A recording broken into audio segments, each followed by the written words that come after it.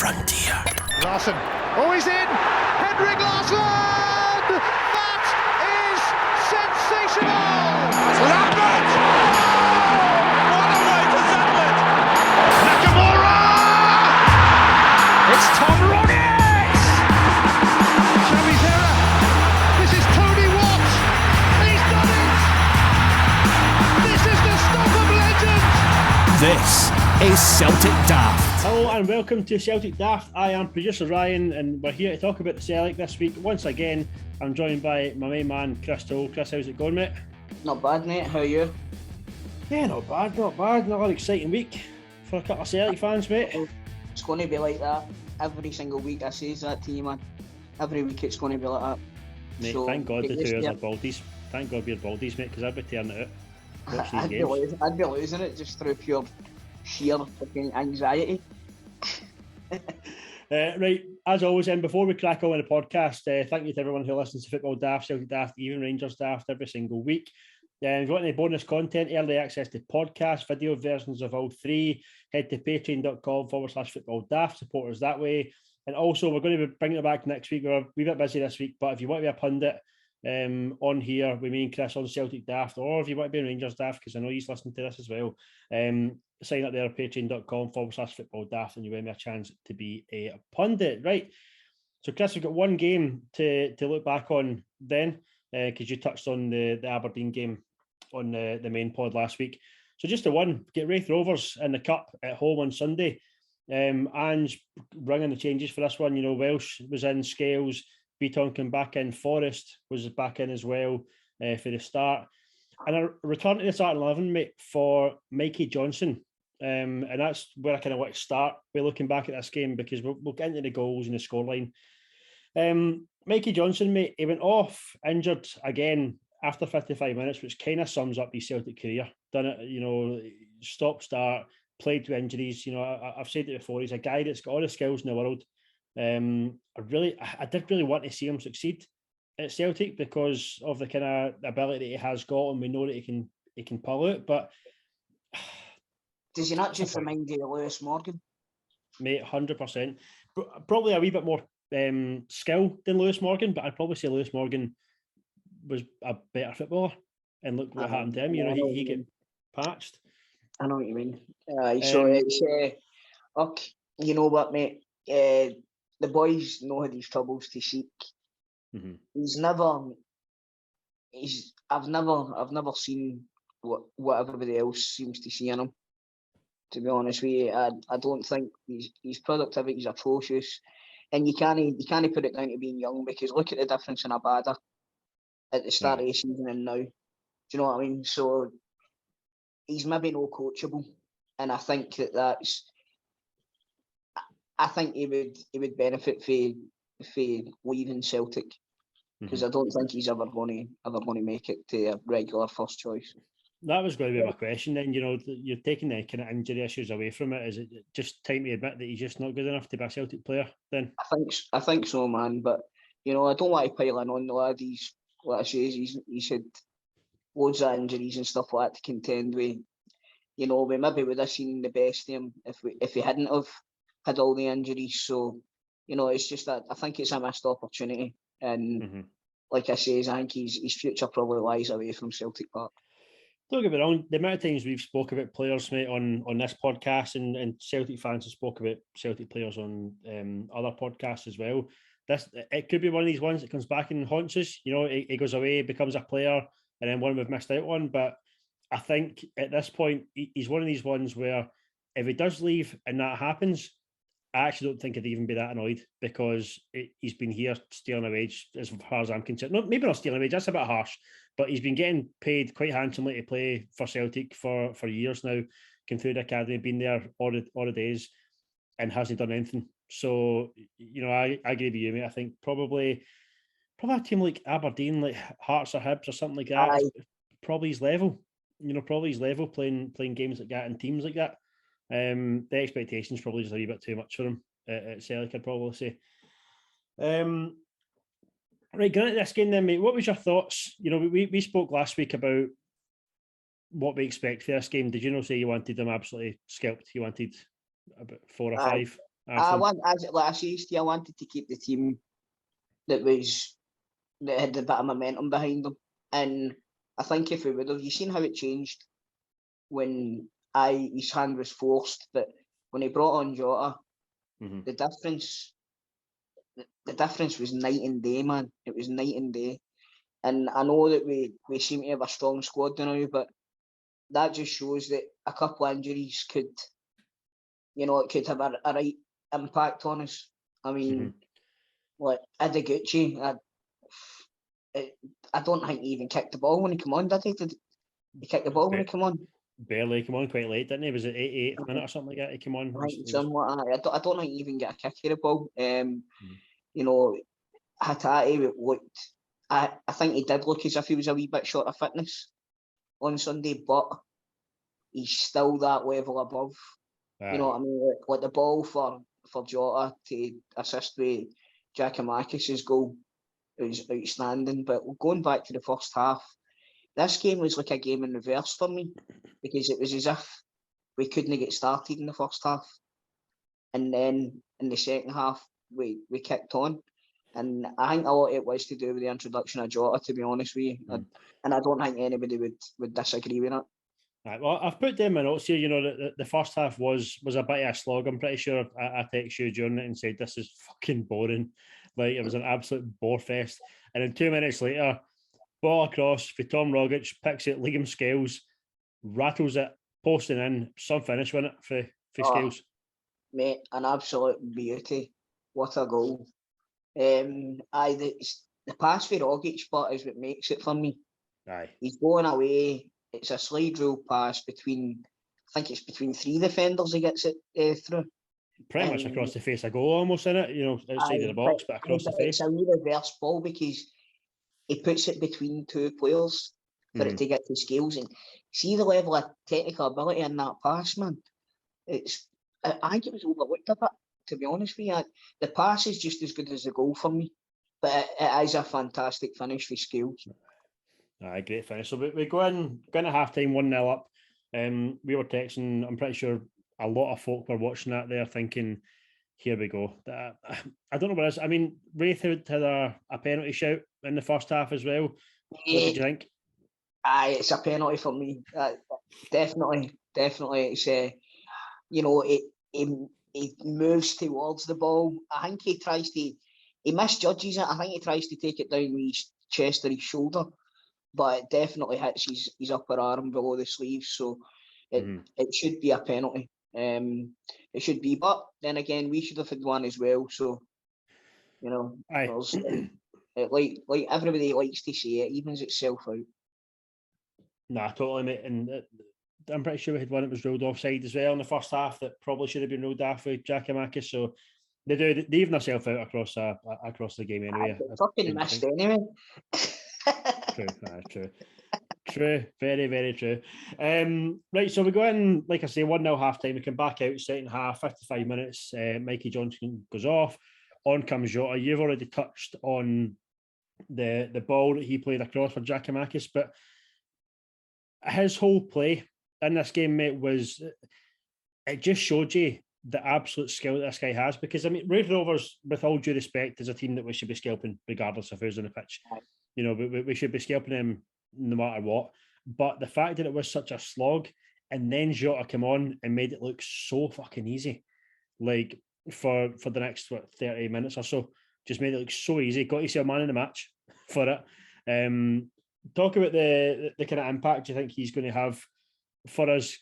You know, we know the kind of impact he's had already this season, but you know, with big games coming up so far, crunch end of the season, you know, we've seen that at the weekend how much a slog it was. How important really is Jota going to be for us for the rest of this season, Jenk? We need to wrap this guy in cotton wool and bubble wrap and fucking a big duvet cover and whatever else you can find, because he's still put one top bin. Mate, I know obviously Kyogo has been injured, right? But even if he hadn't, I think Jota is so far and away my player of the year. It's unbelievable, man. He's he's so good. He's just brilliant in everything he does. And he plays football with a smile on his face. He enjoys playing football. You know, he doesn't seem, there's no arrogance to him. He just seems like such an all-round fucking tremendous professional.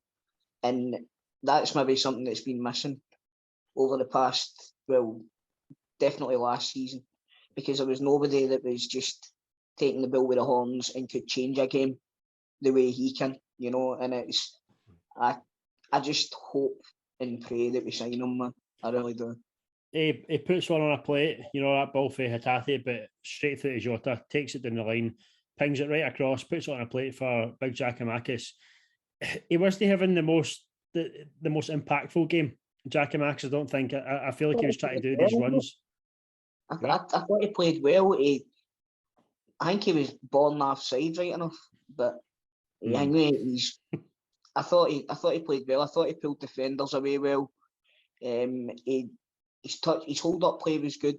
There was one where somebody put a ball over the top, and he done a wee bit of skill and went by the defender inside the box and put a ball across. And if there was anybody within 5 yards of it, it was a goal. But it was a great ball. There was just nobody there in the right spot for it, man.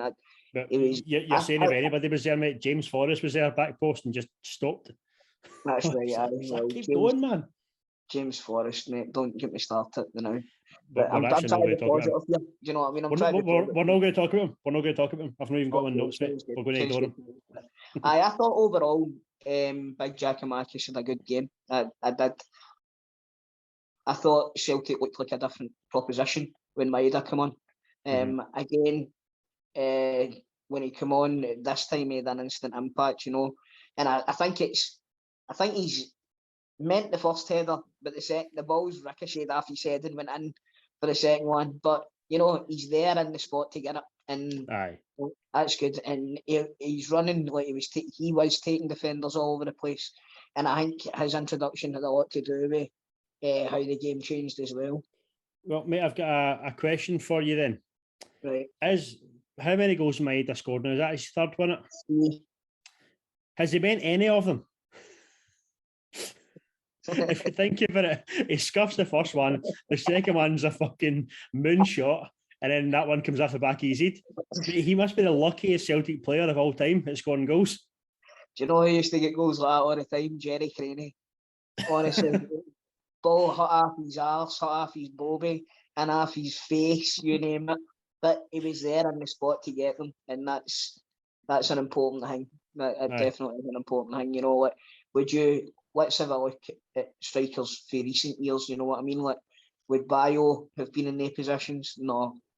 Okay, well, maybe Craig Levein would take him off him, but I suppose.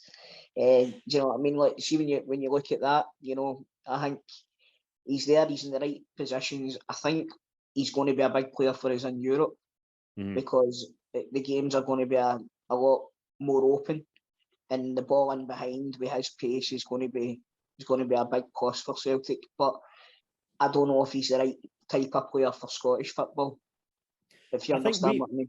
Aye, like we seem to play this, what they call Ange ball just now, which I think suits a guy like Kyogo down to a T.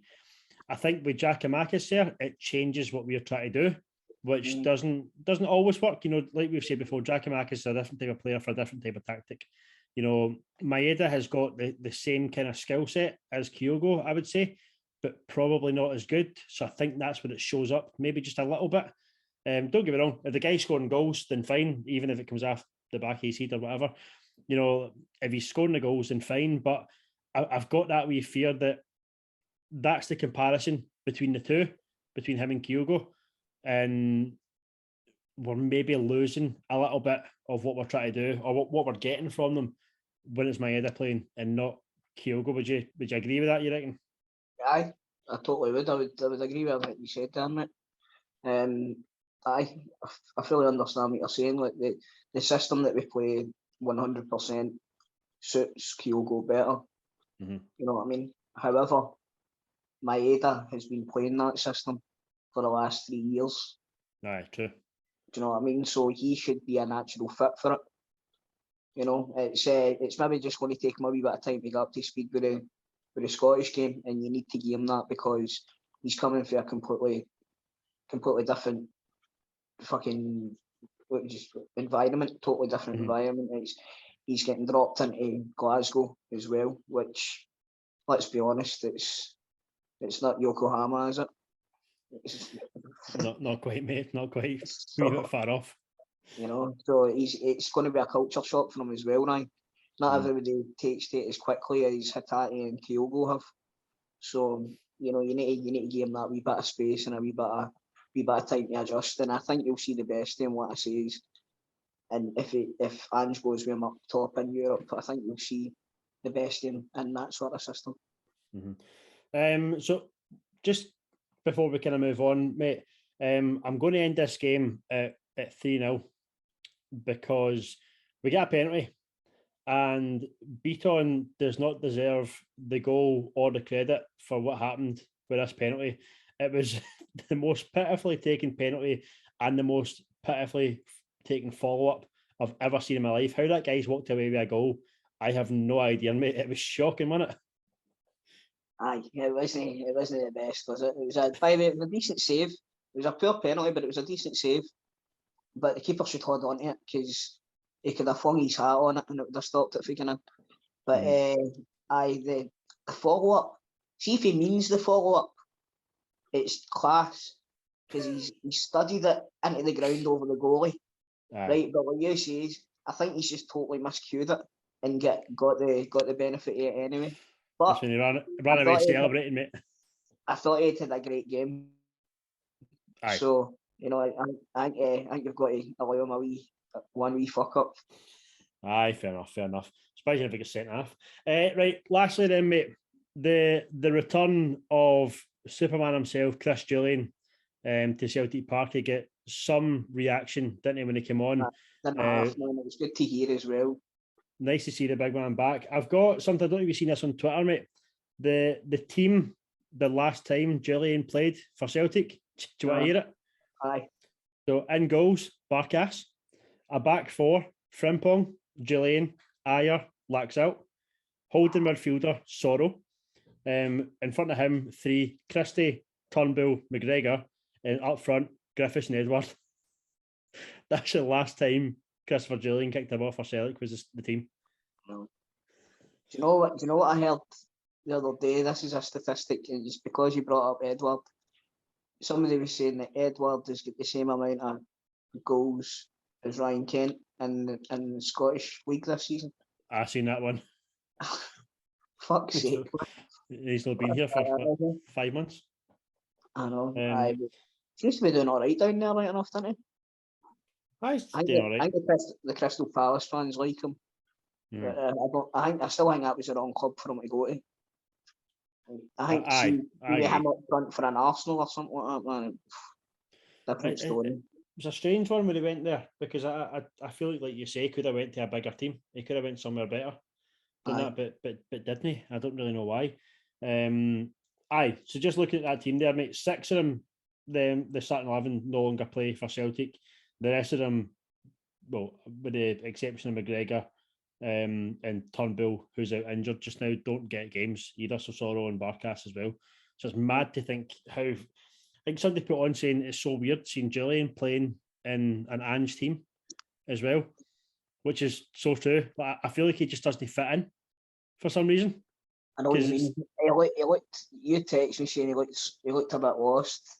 And I can see where you're coming from.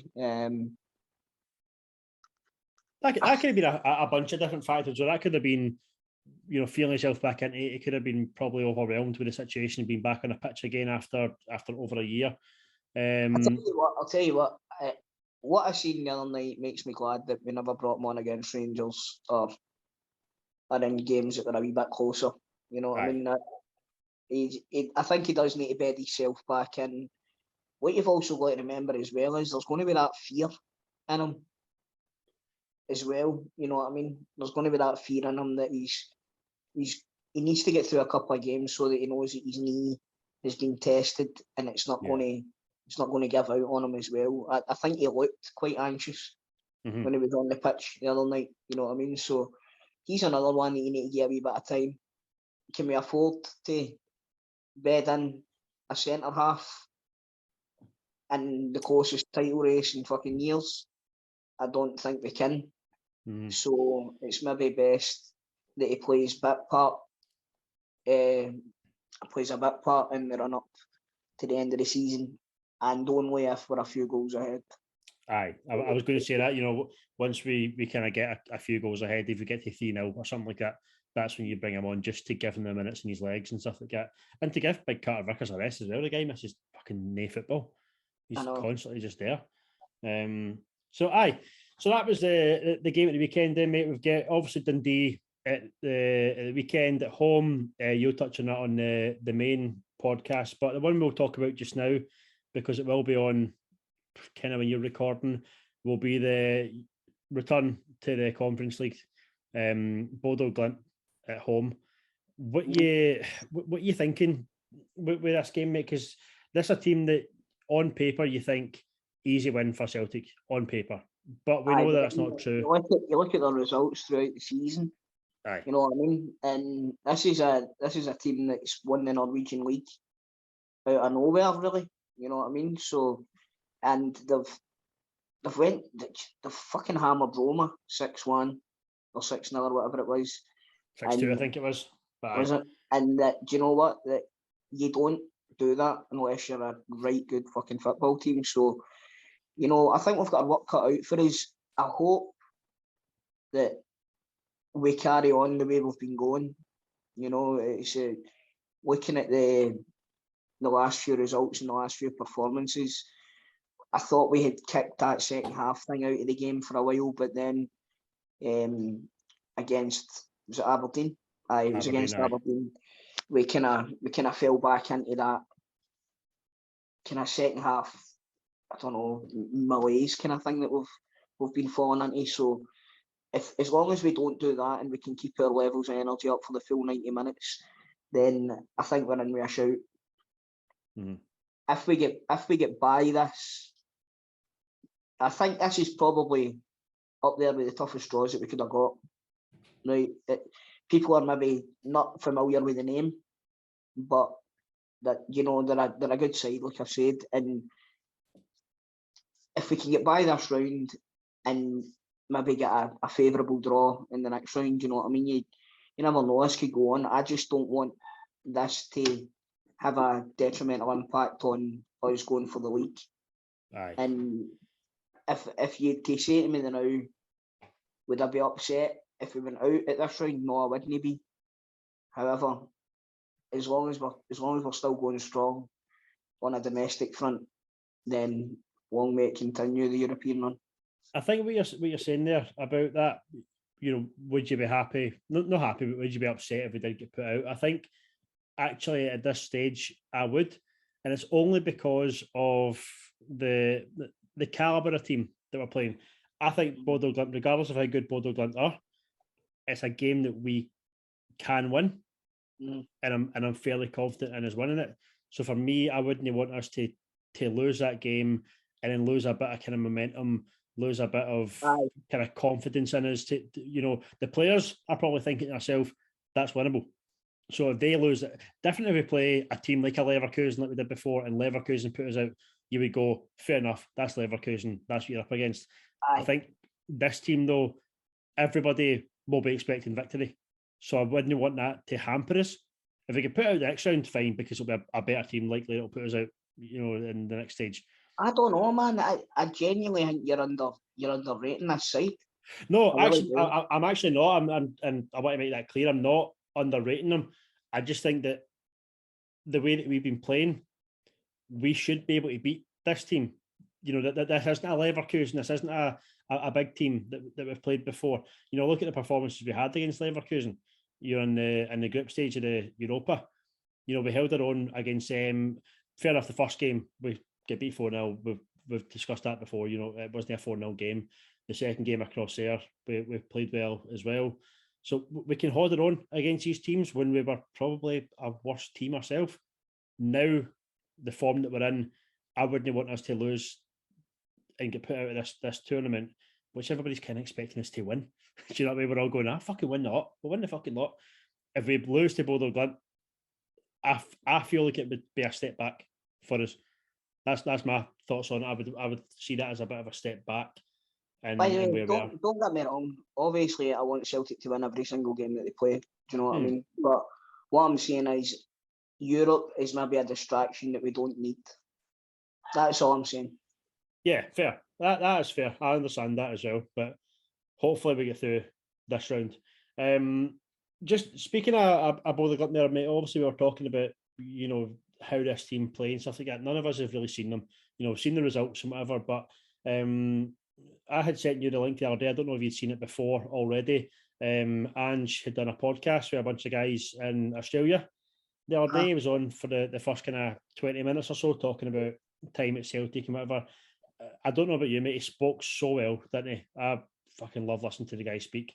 He was so good. Yeah. But they got a Norwegian football expert on along with Ange, and they basically asked him kind of what he's seen from both sides, and he was like, this team play very similar to the way that Ange's teams play, which could be a decent matchup for him. He said that the whole ethos of the club as well is fairly similar to Celtic. He said the way they play the kind of fast, fluid football is similar to Celtic. So we could be in for a decent game here, I reckon.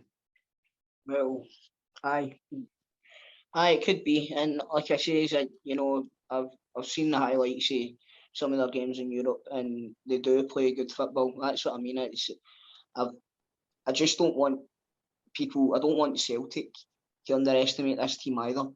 Now, the one thing that we do have is I think they've lost a couple of their main players in the January window there. Pretty sure one of the guys went to Hibs, didn't he? Their main striker went to Hibs in the window. Really? Their number one striker went to Hibs? I'm pretty sure, mate. Let me double check that as well. If that's the levels that these players... No, there was one of them went for quite a lot of money. I think there was a midfielder went for a fortune.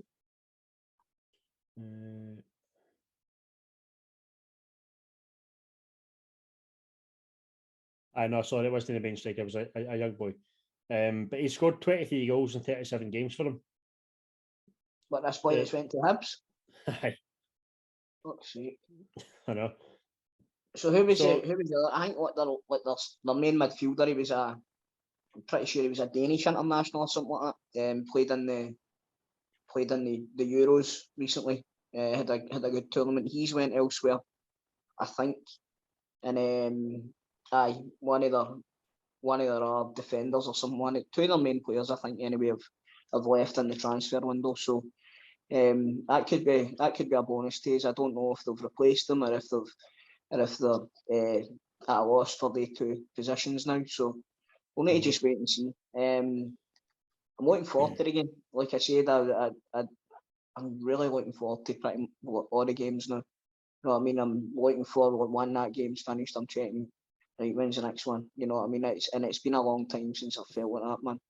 It's been a long time since I felt like that. Right, I'm just having a wee look there, mate, at the players that they've lost. I don't know for definite, which ones that we're looking at here, but there's a boy who went to Heerenveen, a centre forward. They lost to Heerenveen this year. What's his name?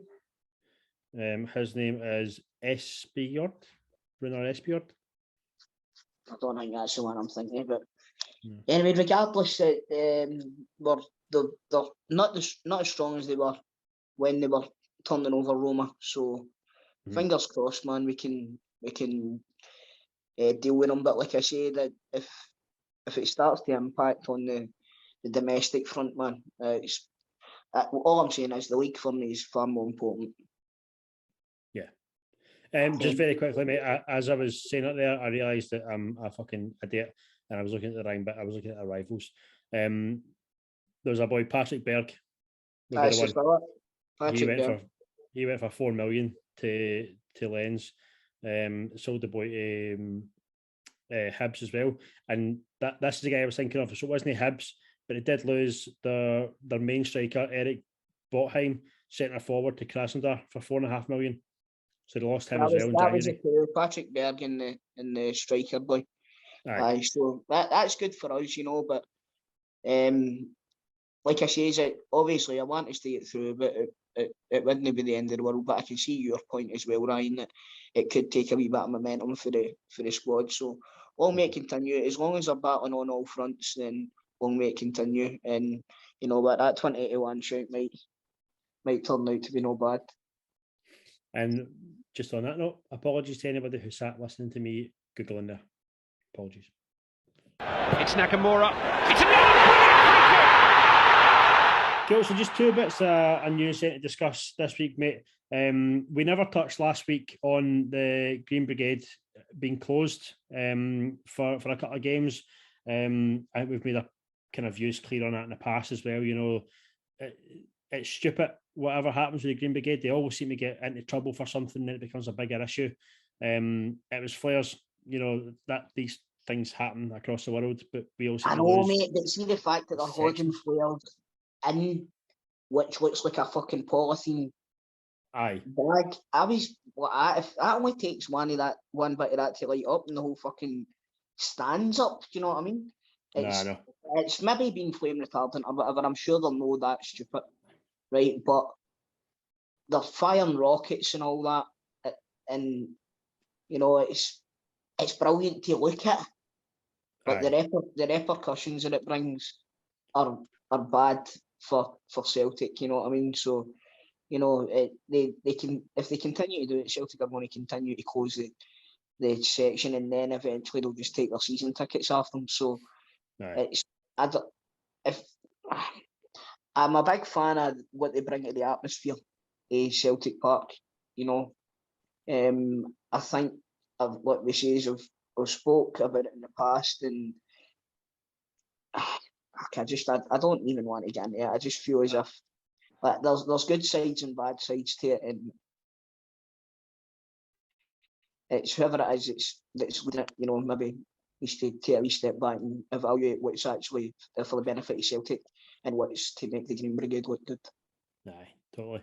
Right, okay. The other bits of news in this week, mate. The Scottish Cup draw has been made. We've been drawn away to Dundee United in the quarters. Tricky tie that, and it's always an awkward place to go. Is Dundee United away? What's your thoughts on that draw, mate? Obviously, when you get to the quarterfinals, there's no easy draw. Let's be honest, there's no really any easy draw. It's funny. It's the first time I've seen the quarterfinals, and it's all Premier League teams. Aye, true. I can't think of another time when there's not been like a Cali Thistle or some a wee outsider somewhere. You know what I mean? So, it's a difficult draw. Tannadice is always a difficult place to go. As long as we can keep this momentum up just now, Ryan, I don't think there's many teams in Scotland that will be able to cope with us anyway. So if we keep playing the way we're playing, the games will take care of themselves. And that's all I want. I don't want any distractions for this. I don't want any distractions for this. I want the treble now. Right? I want the treble now. He's called it, folks. We've came that far. The fucking development of the squad and the club as a whole in the last 6 months has been awe-inspiring. So I want to see them getting their rewards, and I want to see. Imagine having 5 trebles out of 6. You know what I mean? And it would go to show that the board had been vindicated in making their decision that they have. So you've got to again give praise. If you're going to have a go at them for the bad decisions that you feel that they make, you've got to give them the praise that they deserve for the good decisions that they've made. And I think appointing Ange has probably been the best signing that the club's made since Brendan Rodgers. And I'm talking on the football front and all of that as well. Right. So it's exciting. It's an exciting time. And what I say is it might come to be that we don't win the league and we don't win the Scottish Cup and we get put out of Europe, right? But like I said, the advancements in the club as a whole over the last 6 months has been are tremendous. So, you know, we need to doff our cap to them and get behind them. And I understand that they've made some stupid fucking decisions in the past. You know what I mean? But everybody deserves a second chance. So if they're willing to back Ange and give him the money that he deserves if he manages to pull off what we all hope he does this season. Can you imagine him turning around and going like that? Right, there you go. There's a fucking, we're guaranteed Champions League money. We're going to get X amount of this. Here's a big fucking lump sum. Go out and get yourself some better players for the positions that you need. You know what I mean? Get yourself a new suit, man. A new sweater, new jumper. Aye. But it's an exciting time to be a Celtic supporter now, man. Well, actually, you know, we discussed the news that I was going to talk about here, but actually one thing that we did miss, and you just reminded me, was the books have been published last week. We published our books, mate. Oh, aye. I forgot about that one. They make decent viewing, mate. They make decent viewing in the books. Heavy rich, mate. What was it, 20 million or something like that? 20-ish million just in the bank, just sitting doing fucking nothing. Aye, I know. It's good to see, man, especially see the way that the board have been dealing with transfers and stuff like that as well. And I don't know who the fuck's in charge of doing the transfer dealings, but I'll tell you this now, the guy should be, I think he goes into the meetings with a fucking mask and a six-shooter, because some of the deals that we've got recently have been daylight robbery. So when you look at what we got Juranovic for, Jesus Christ, man. Aye, I know. Do you know what I mean? And then when you look at what we've got Hatate for, we've signed those two players for the same amount of money as Mowbray signed Marc-Antoine Fortuny. That's mad. And this is 15 years later or something like that. So you've got to look at it, mate, and it's see, being able to do these deals and still having a balance sheet the way it is, it's brilliant, man. From a business point of view, you will get fans going, what are we doing here? Why is there 20 million in the bank when we could have spent that on a left back or whatever? You know what I mean? And you will always get naysayers saying that. Do you know what I mean? Naysayers coming out and doing that, but you know, you've got to just trust in the process now, because Ange came out at the start of the season. He says maybe I'm not being loud enough and maybe I'm not being clear enough and letting them know what I need. And I think that was a bit up the arse that they needed. Mm-hmm. And I think that's probably what had a lot to do with Mackay leaving, to be honest with you. You know, I think he's maybe says we need this. The rest of the board have said no. He's went, right, well, do you know what, I'm away.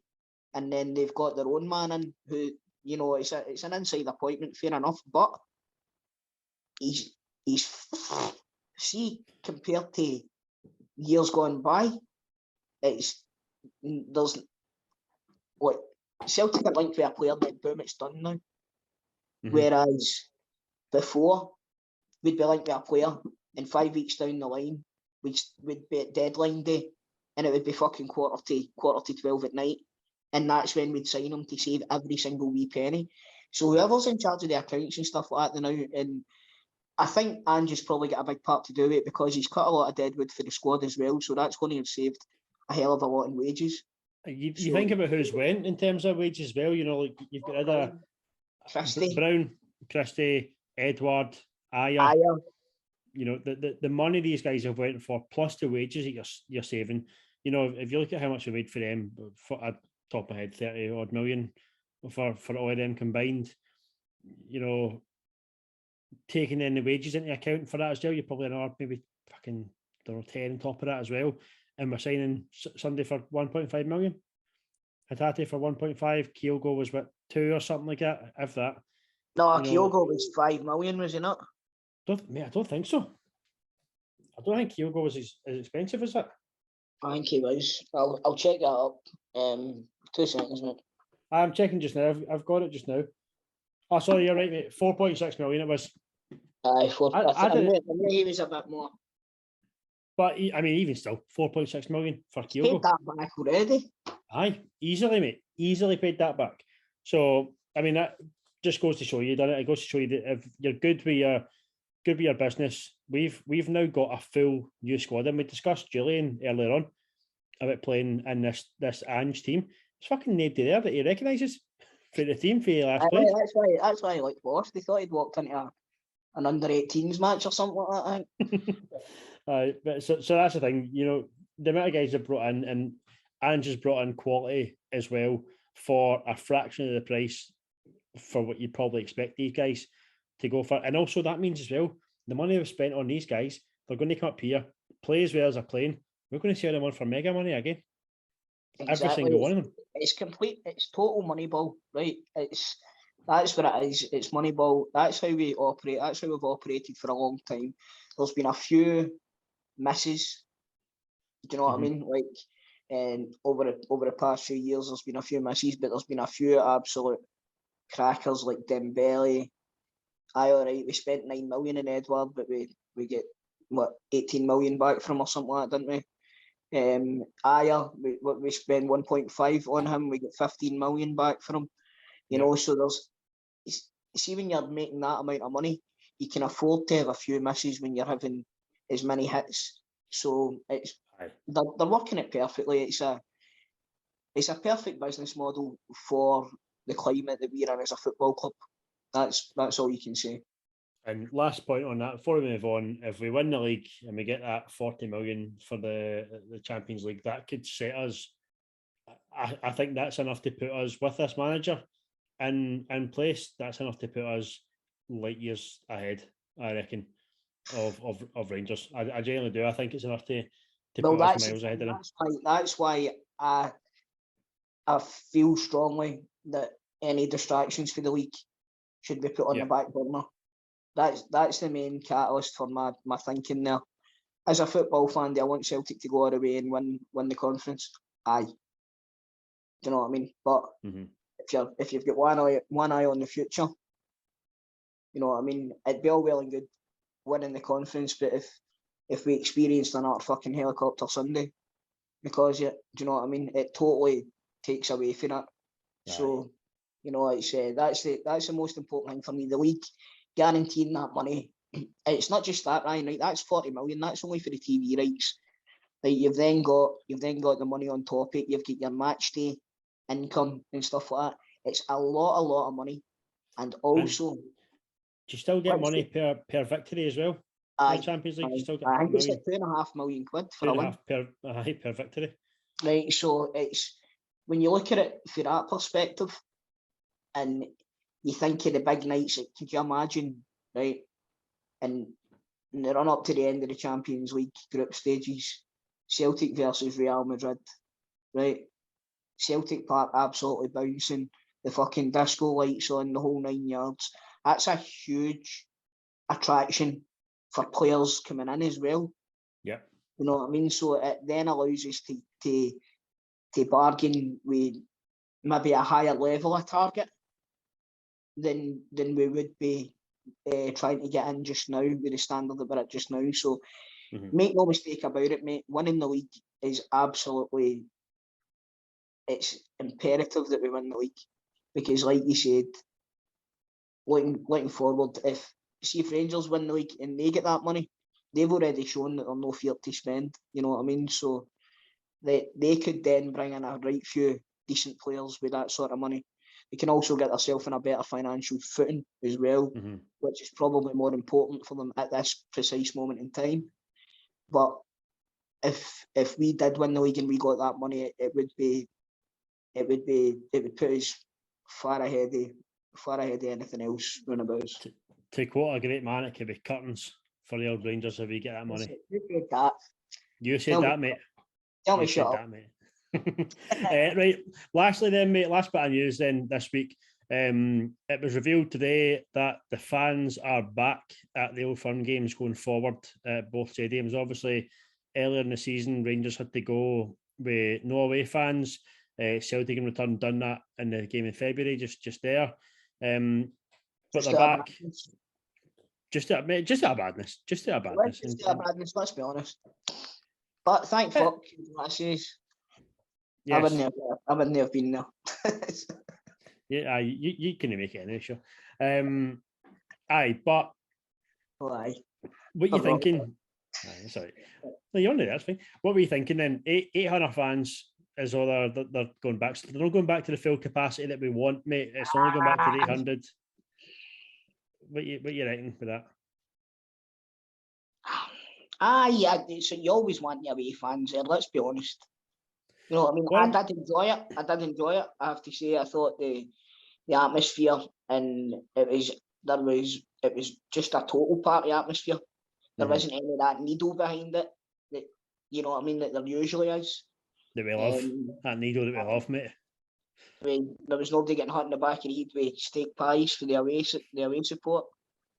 It was just, you know, what Stephen actually said, he loved it when he was at Ibrox and the Celtic fans weren't there.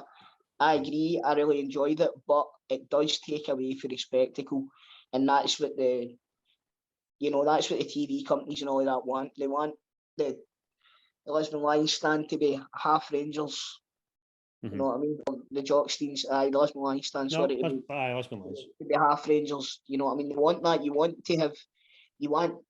See, when you're a Celtic supporter and you're playing at Ibrox, you want to hear that roar when the ball goes in the net and know that it's your fans. Do you know what I mean? That you want to see that. And I'm sure that the players want that as well, Ryan. You know what I mean? So it's. I've always said, mate, since I don't see the point in half-arsing it. If you're going to bring it back properly. Aye. I think that's the thing, you know. I've always said, and I know loads of folk that have went, like a few of my pals today were saying, if it's only going to be 800, tell them to shove it up with us. Aye. Because it makes like a fraction. And I understand that. It doesn't make as much difference having just 800 there, because anytime I went to a game the past couple of seasons when it was just 800 Rangers fans, it didn't have the same thing. It didn't have the same appeal to it. It just looked like any other away fans. That's it, exactly. You know, it's like a game against a European side. They fill out their section of the stand, but it's only a wee section of the stand, and they make the noise for the fucking 90 minutes, and that's fair enough. But you know what? My season ticket at Parkhead was 114, so I was just next to the cut-off, right? So I was only about 10 rows away from the Rangers fans, and see, when you come in, that you can feel it. It's just it's a different atmosphere. It's like it genuinely is like you're walking into a cauldron, right? And it's as if the air gets thicker and fucking everything like that, right? And I know I'm being dramatic here, right? But no, I actually are not. Like, that's the thing. And anybody listening to this who's been in an Old Firm game will know. You know, that a proper Old Firm game with the proper capacity will know exactly how that feels. You know, I don't think I've ever seen as many grown men. I'm in 4-4-1, so I'm the opposite side behind the goals for them. So I view right across at them. And I've not seen as many grown men in my life walking up a set of stairs, throwing up the double finger, and then going to their seat. It was like a conveyor belt of Celtic dads just going like, fuck you, and then up they went to their seat. Constant, mate. I was first in the queue, mate. You're the biggest Celtic dad I've ever met, and you're not even a dad. Where you go, mate? Where you go? I would say you're the biggest Celtic dad I've ever met, but I can't even say that, can I? Fuck you dick. Joke says that word one. Right, no, but I'm firmly in the camp. Bring it back the way it used to be, or don't fucking bother your arse. Aye, no, totally, mate, totally. So, a bit interesting to see what happens then with that going forward. Hopefully we get 800 back, and then they decide, right, fuck it, let's do this proper again. John Hudson lines up the shot! So that's it for Celtic Daft this week. Thank you very much for listening. Chris, I'll let you shoot off, mate.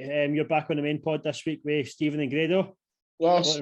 Looking forward to it. We will see you on Friday. As always, Chris Toll, mate. Hail, hail.